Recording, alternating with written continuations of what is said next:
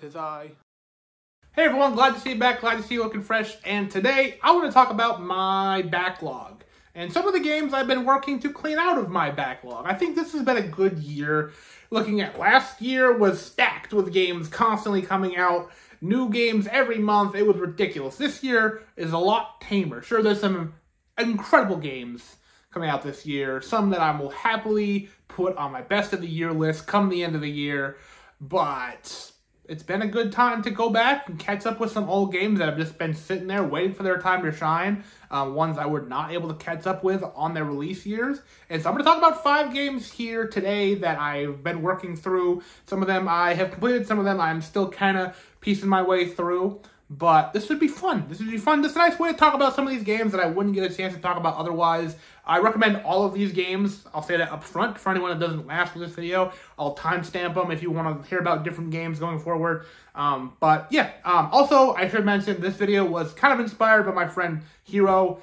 They did a great video talking about their backlog and how they're going through it in 2024 as well. I don't think I'll be doing it quite like they are, how they're kind of going through it every 3 months or so, every quarter, to try to see like where they're at in their journey. So if you like this kind of video, go check out their video. I'll link it down below, tag it, all that fun stuff. Go say hi to Hero. Go tell them Dan sent you. So first things first, we're going to talk about Cult of the Lamb. This has been a game I have been wanting to play for a long time. Don't know why it took me so long to get around to it, but this game I remember hearing about. I'm a big fan of Devolver, I'm a big fan of their games, and it just seemed right up my alley. This game is about you controlling a lamb that was meant to be sacrificed to an elder god, but instead you stand your ground and you become the leader of a cult of people, of animals, that will follow your word, and you have to provide for these people, and it's half a roguelike dungeon crawler, and it's half kind of a town city builder. So half the time you are building this civilization, you're helping your people so they can give you devotion, but you have to feed them, you have to make sure they have a place to go to the bathroom, a place to sleep, like all these kind of things to keep up with. The happier they are, the more work they can do for you, the more supplies they can give you, the bigger your cult can grow. And so then in turn, you get better weapons, you go in and fight your way through and take out different demigods, and it's a lot of fun. It's a lot of fun. It's a very cool, it's a very weird premise to see. Like, if you don't know what this game kind of is, if you walk in on someone playing this, it's going to be like, what is all this? I don't understand what's going on, but absolutely worth a play. I definitely went back to it. But I started it before 2024, like months ago.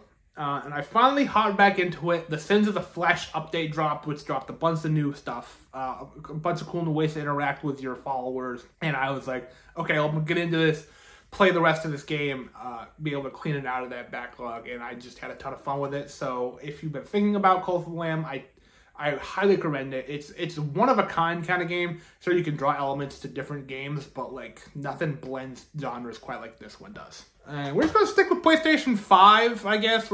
And then once we're done those, we'll go back to some older stuff. But Marvel's Midnight Suns. So if you know me, I've talked about superhero games in the past and how we need more of them. It's an untapped genre in the video game sphere. And then here I am waiting years to play a game developed by Firaxis, which is a great developer of some of my favorite games. Like I love Civilization series and stuff like that. So they touched the Marvel franchise, and then I was just like, I'll get around to it. And then I finally got around to it, and it's a really interesting strategy game. It's a card-based, it's kind of a deck builder, but it's over-the-top strategy game. Not over the top, like top-down strategy game where you're controlling iconic superheroes, some not iconic superheroes, some very weird, obscure stuff. You know, I liked the blend of the Midnight Suns, like these off-kilter superheroes that, like, if you know them, you're going to love them, you're going to love seeing them here, but also the Avengers are here as well. Those characters being played in. And there's some characters you'd expect when you hear, like, the Avengers are going to be in this, and there's some characters you're not going to expect unless you know the Midnight Suns really well. So just being able to play with all these, like, either obscure or popular characters playing with their movesets, learning which characters I like to use more. Some I kind of expected, like Wolverine I loved, Captain America I loved, but then like Nico was my favorite character in the game, who was a character I did not have much interaction with before this game. It's a character I knew of, the Runaways, whatever, but not one I really cared about until this game, and she ended up being my favorite character in it. So, pretty cool game, pretty interesting game. If you like Marvel, I definitely say give it a try. It's way out there. It's not really what you expect when you think of superhero games, but it's pretty dang good, and it's one that I wish would have done better, because I'd like to see like a sequel to it. It's a little bit bloated, it's a little bit messy here and there, but honestly, like, it's just really, really good. I don't know, every game needs to be a perfect game. This one definitely flew under the radar for a ton. I remember it coming out and being excited about it. It just came out when a bunch of other stuff was coming out, and I just never got around to grabbing it. And so finally being able to go back and play it, it's fun. It's very, very good. But it's beefy. It's like 40-ish hours I think it took for me to beat it, so it's worth the intake. If you like the gameplay, he's going to keep you there for a while. So sticking with superhero stuff, Gotham Knights. This was on my most anticipated list like multiple times over, and then by the time it came out, I kind of lost hype for it. I was like, all right, I get it. I'm not really in the mood for it anymore. Seeing pre-trailers for it, seeing how the game kind of actually looked and played, I was like, I'm not loving this. I'm not loving how it's more RPG heavy, how it's loot based, all this stuff. Finally playing it earlier this year, some of those critiques hold true while playing the game for sure, but there are elements of the game that I actually did enjoy. The open world stuff isn't great. It's very classic open world stuff. The traversal isn't incredible. It actually takes a while for your character to be able to fully traverse freely, I guess. Like, you can go anywhere you want, really, but like, it doesn't feel very good to traverse it. It's not like something, say, Arkham City, which it's obviously going to get compared to immediately, to where it almost immediately feels cool flying and gliding around as Batman. Traversing as Robin, Nightwing, Batgirl, and Red Hood, none of them feel great from minute one. They do feel better the later in the game you go. Some of them feel better at traversal, some of them feel better in combat. Like, traversal-wise, Batgirl's probably the best. Combat-wise, though, I was pretty much soloing the game with Red Hood. He had the most fun gameplay to me. I just liked using his weaponry the most out of any of them, which is, I think the game felt the best as Red Hood as well, because it has a bit of a slower pace than I'm used to. You're not whipping around like crazy like you are in the Asylum and City and Night. It's a slower pace kind of thing, so that fits Red Hood's brawler-esque style more. Something like Nightwing and Robin and even Batgirl, I think, should be zippier, and they are a little bit, but not enough for me to fully appreciate the difference in the playstyle, so I pretty much stuck with Red Hood the entire time playing this game. If you like superhero games, if you like open world games, I do think it is worth a try. I don't think it's going to be your favorite of either of those genres, but I definitely think it's worth playing through. Like I said, some of the side content is pretty good. I'm a big Clayface fan, so I really like that side story. The story in the game, I think, is told well enough. The ending changes depending on what character you're playing as, and that's a lot of fun. Like, they just had to create 4 different endings, kind of, and 4 different cutscenes for whatever character you're using. And they do that with every cutscene in the game. Like, whatever character you're playing as, the dialogue changes. Like, there's a decent amount of quality and love poured into this game. I just wish like the minute-to-minute gameplay was snappier, was better, was flashier. Like, the graphics are nice. They're not bad. They're a little muddied. I don't love exploring this version of Gotham. Like, there's not a ton of reason for me to want to look around and stuff. There's the open worldness to it, to where like, here's a crime over here and go solve that. And some of the detective-esque stuff is kind of cool when it plays into it more, but I don't know. Overall, like, it's a decent game. I'm happy to have finally played it, but it's not going to be a game that I'm going to want to go back and play. It's one that's worth a try once. Like, maybe you like it more than me. It's not a bad game. It's just a game. Let's switch over to Nintendo. Metroid Dread. This is a game I've owned for a while, and I played it a little bit last year. And by a little bit, I literally mean like 9 minutes. I didn't think I even, I didn't think I had played it that little. But when I turned it on recently, and I was like, all right, we're going to play Metroid Dread. I've been in the mood for Metroidvania. I love that genre. I was like, we're going to play Dread. I own Dread. Let's play it. And I go out, I expected to see like a half an hour of playtime or something. I look on, literally 9 minutes. I'm like, Dan, you formed an opinion about Metroid Dread in 9 minutes? Like, get out of here. I was mad at myself. So I finally, within 9 minutes, got back to where I was. I started a new play, because why not at that point? Got back to where I was, and then kept going. There are parts of this game I understand why I stopped a little bit. There are parts of this game where I'm like, that doesn't make much sense. That seems silly. I don't like that. But, like, as a game itself, it's very fun. Metroidvanias are a blast to me. I love the exploration.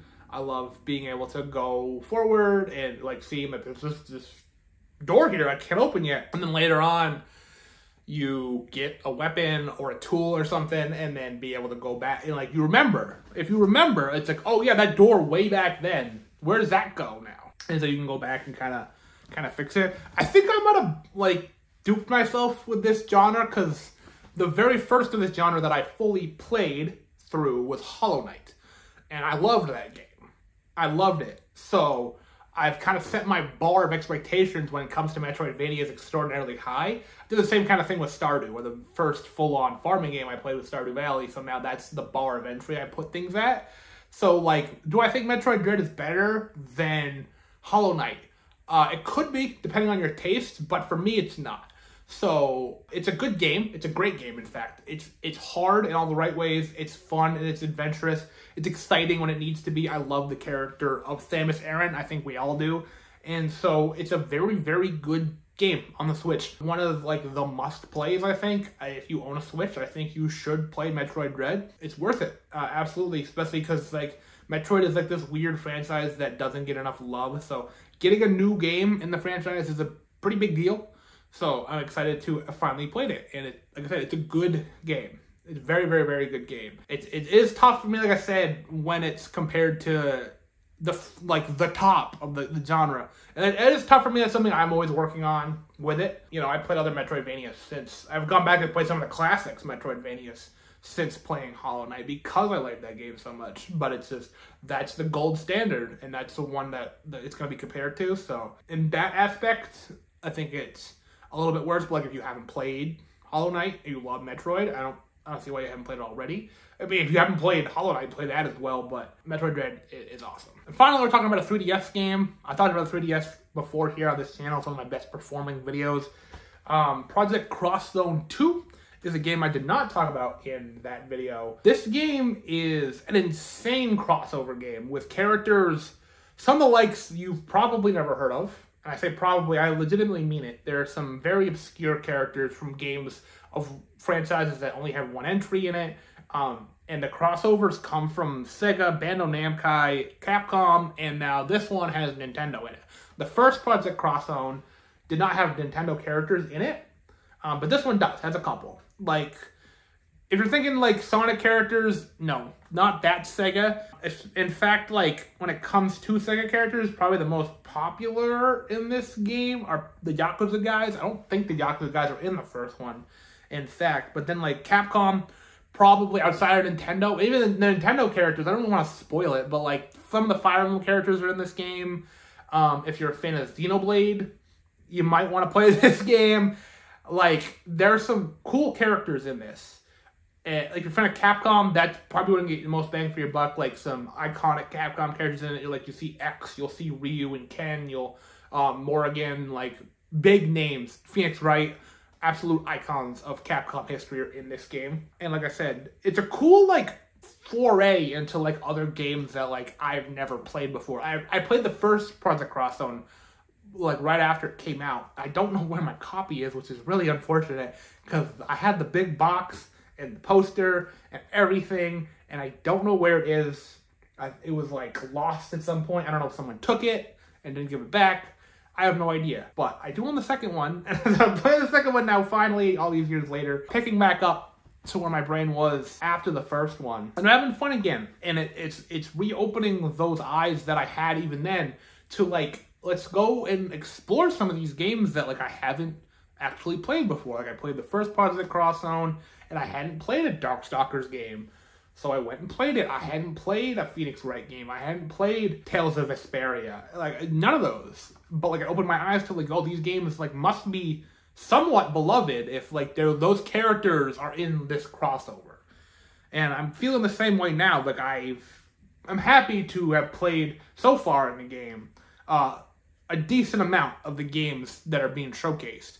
But there are even still some. Like I haven't played a hack game and those characters, and I haven't played a God Eater game, and those are in this. Like, those characters are in this crossover, and I've just never experienced what those characters are in their own games. I've only known in the eyes of this crossover.